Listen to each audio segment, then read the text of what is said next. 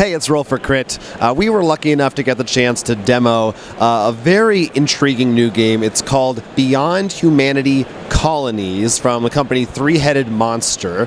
And this is a game that incorporates aspects of technology into it. So it's heavily based around an app which connects to a chip inside of, I guess it's a mini, essentially, a mini of a tower. And you are adding buildings to your colony around this, and they're all powered by the tower. It takes 4 AA batteries in there. That may change, like we were playing with kind of a beta version of it. But it's a very ambitious, interesting game that uses that tech in some cool, creative ways. Right, so the idea behind this whole game is that you are starting a new colony and trying to get away from the evil old Earth empires. Yeah, we don't like them. No, not at all.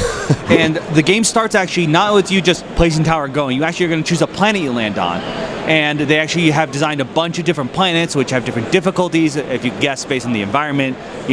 Some are a little bit easier, some are harder, and they'll have the whole details like, sure, this one's better for happiness, but it's harder to collect gas for breathing or stuff, or it's better for water, things like that. Or weird catastrophes occur, which we'll get back to. So once you do that, everyone's actually going to play as a character. This is semi-cooperative. You are sort of all major influencers, I guess, within this colony. They showed the four we saw was pretty much like one's like military, one's an explorer, one's more inventing, and one's pretty much your Tony Stark. For lack of a better term. Yeah, that's right. That was me. In the game, you will start off by gathering resources by putting your little pawn on spaces, which of course, if you played worker placement, you can block some space from people, or you can try to get. After everyone has done their worker placement, collect their resources, one particular resource, your cards, particularly decree cards, are going to come into play in the next round in a very interesting way. Yeah, so they are dual purpose. Like you said, they're resources, so they're going to be used when you are actually constructing buildings, and usually as a group, you're going to be putting cards in to help build those or not, depending on what your personal goals are. But they also have actual text on them and effects, and at the end of a round, people are allowed to propose decrees, basically laws that they want to put into play into the colony. And you actually scan these cards. They have RFID chips in them. You scan them in the central building in your colony, and the app will read them, and then it will tell you whether or not the people of the colony approved them. They actually vote on them. Yes, this colony will actually sort of memorize. Whenever you do certain actions, you'll actually scan your card, and one of the actions in particular is just running a political campaign, like, vote for me or I'm cool. And the people will actually remember, or the computer program, the tower will remember that, and it's the people. So you'll actually see, oh, this failed this time, but maybe if you did the political campaign, the next decree you do will actually pass because we got more people on your side. You'll also remember, if you were the one who initiates building, you get sort of credit for it. Certain decrees are more positive, to make them happy, some of them not so much, like making a private security force. Yeah, each round is a month, and at the end of each month, you will see some stats of your colony. So, like I said, maybe just either happiness went down, so maybe certain buildings will make it go up, or maybe those decrees will help it go up. Not only that, the buildings aren't built right away. So through the app, it'll actually show them slowly coming up. So you have to think about that in advance too. And of the stats, you actually have to be. It's really interesting. You have to be careful because sometimes they'll throw weird events. It's not just like a meteor hits, which is something you might expect. There's crime went up because of this. So you'll see that in details. You're thinking okay, how should I handle this? Should I add this more people? I'm going to make more people angry. Or you could be worried too because some of the groups, for example, I played the more military guy. She actually gets sort of an advantage with people who are Marines. Your citizens can become scientists, Marines, different classes, and they'll sort of automatically support different, their leader because, they're part of their tribe. So I think what's crazy about this game is that listening to us talk right now, it sounds, I think, probably very complicated. There's a lot of systems at play, but because it's all app-driven, the app handles a ton of that stuff in the background. So the majority of your playtime is really a worker placement thing, and then a resource management as well, and kind of the political negotiation aspect of trying to get other people to agree to the buildings you want or the decrees you want to propose.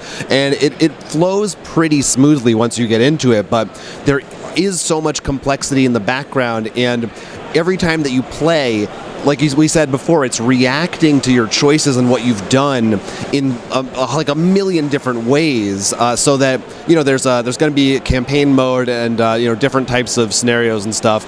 But every time that you play, there's going to be all kinds of different effects taking place. But at the end of the day, it's not like it's very app heavy. But I think I felt that it had that core of, we were saying, like a Euro game with still the mechanics are in place traditionally. No, because as you said, the first 2 rounds, I guess, or of a turn, the first 2 phases of a round, yeah. You're not really looking at the app. I mean, you can check the app, but it's really just, all right, I really want this resource, or, oh, I know Jonathan wants the resource, so right. I'm going to put my guy here, or something like that. Yeah. And then also looking at your decrees, like, okay, this decree's not really good, like, it will give a bonus if we do this, and now that Jonathan does that, maybe that he'll be more likely to agree with me and help me with something. Things like that. So there's a bit more negotiating there, but the app becomes really cool because then you get to see all this information, like in a video game, just instantly click together. And it's got some really crazy stuff. It's not just like simply like, oh, type in your results from Mansions of Madness or something from a die roll. Those will actually have hidden things happening, like you will actually see the lights in your buildings change color sometimes because like something happened in the residential area, so you see a yellow light flicker. Or they even mentioned how there was like an Imperial spy that you could see the light change of him walking to a nuclear reactor. Yeah, there's some insane stuff in there. This is a game that I don't think is on a lot of people's radars yet. They've been working on it for a long time, but they're kind of just starting to publicize it.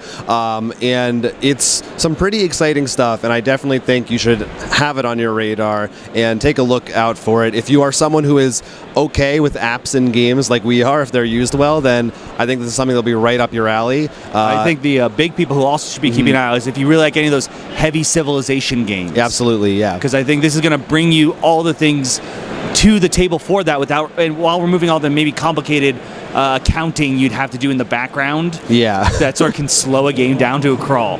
With the app, it takes just enough of that away so you can just focus on sort of the complexities of trying to maybe move forward your own political agendas and what's best for the colony versus what's best for you, instead of just, all right, let me just make sure my bills are paid. Right, yeah, I agree completely. Check it out. It is called Beyond Humanity Colonies. For more Gen Con content, like this video, subscribe to Roll for Crit, and follow us on all our social media platforms. But if you really need more, you can visit our Patreon, where we'll be having a exclusive little Gen Con mini podcast to listen to. And there's our contest running right now for the Keyforge Age of Ascension set. You can try to win. Find the link in the description down below.